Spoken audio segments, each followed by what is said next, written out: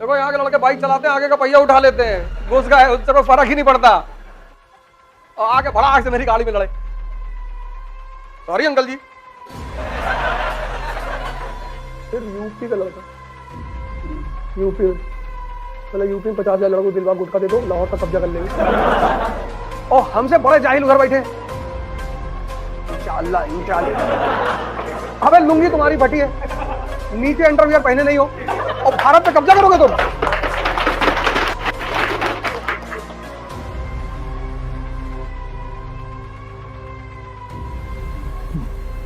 जय हिंद फ्रेंड्स।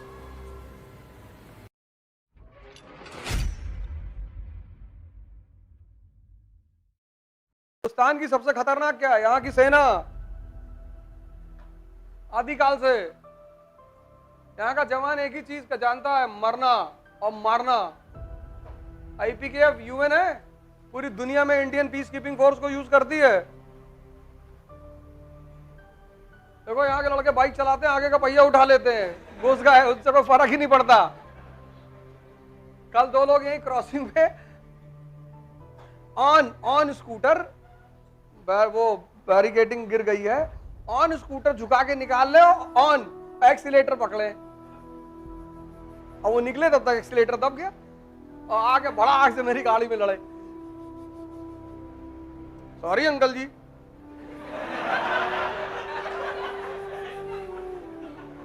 हमने कहा भाई हमको इस बात का डर नहीं कि हमारी गाड़ी में कुछ खराब हुआ।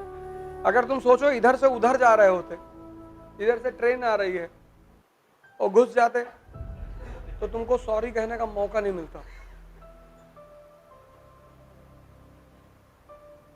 बस तुम इतना सोच लो कि डायरेक्शन अगर तुम्हारी रिवर्स होती और जितनी स्पीड से तुम आके हमसे लड़े हो, उतनी स्पीड से अगर उस शताब्दी में घुसे होते तो अब तक लोग इकट्ठा कर रहे होते कि उंगली उधर पड़ी भैया।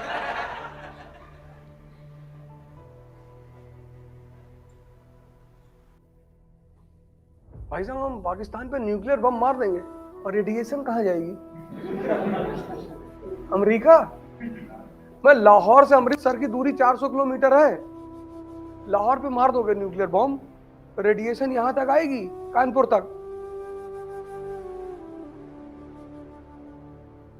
तो कोई ऐसे टहलेगा, किसी का एक आंख फ्यूज हो जाएगा। कहां बनाओगे यार न्यूक्लियर बम? कहां मारोगे लाहौर पे? और हमसे बड़े जाहिल उधर बैठे। इंशाअल्लाह इंशाअल्लाह। अबे लुंगी तुम्हारी फटी है, नीचे अंडरवियर पहने नहीं हो और भारत पे कब्जा करोगे तुम।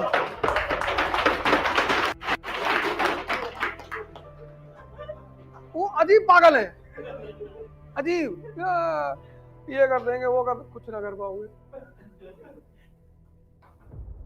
सिर्फ यूपी का लड़का, यूपी में मतलब यूपी में 50,000 लड़कों को दिलवा गुटखा दे दो, लाहौर तक कब्जा कर लेंगे। उन्हें ज्यादा कुछ चाहिए नहीं, कहते भैया 10 पुड़िया दिलवा दिला दो, बाकी हम बना लेंगे रास्ते में। इतनी पॉपुलेशन 25 करोड़, जितनी पाकिस्तान की पॉपुलेशन है उतनी यूपी की है और खाली बैठे,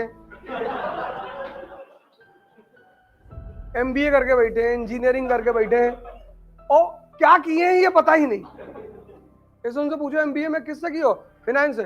क्या होता है? अब ये सब नहीं पता है। तो ये सब कहां काम आएंगे? ये सब ऐसे ही काम आएंगे।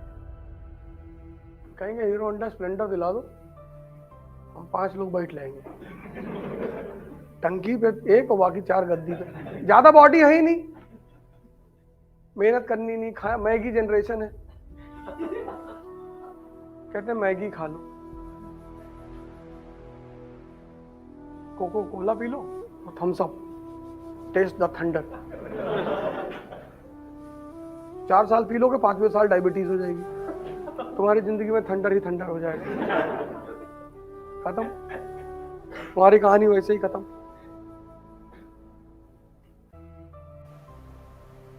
तुम्हारी जनरेशन ऐसी है ना, वो ऐसे गानों की जनरेशन है जिस गाने का मतलब ही नहीं है। गाना ना अंटा माहुआ माहुआ अंटा माहुआ, अभी हम पिछले 2 दिन से सोच रहे हैं कि कहीं ना क्या चाहती है, मतलब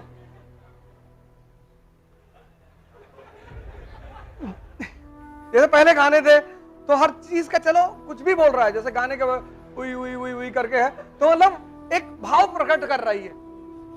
ये अंडा माहू से क्या निकल रहा है ये हमें समझ में नहीं आ रहा।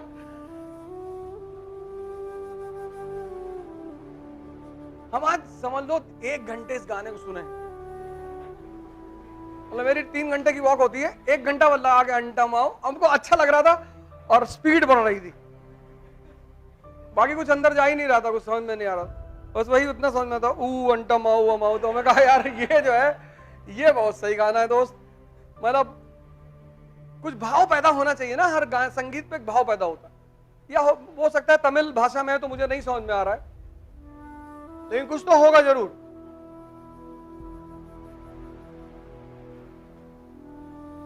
राजपाट का काम टेंशन का काम है, चैलेंज चुनौतियों का। बीच में तुमने बुला लिया किसी को कि भाई जरा दिखाओ जरा कैसे नाचते हो तुम ऐसे ऐसे कर। संगीत नृत्य माहौल को बड़ा शांत कर देते हैं, इसलिए जीवन में एक कला जरूर आनी चाहिए। जैसे तुम लोग गिटार बजाना सीख लो, बहुत काम आती है। मान लो गलती से सिलेक्शन नहीं हुआ,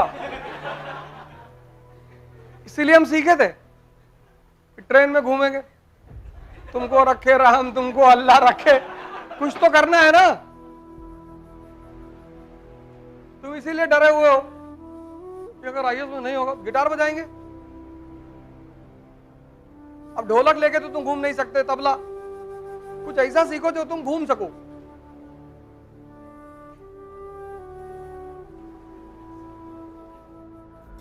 जय हिंद।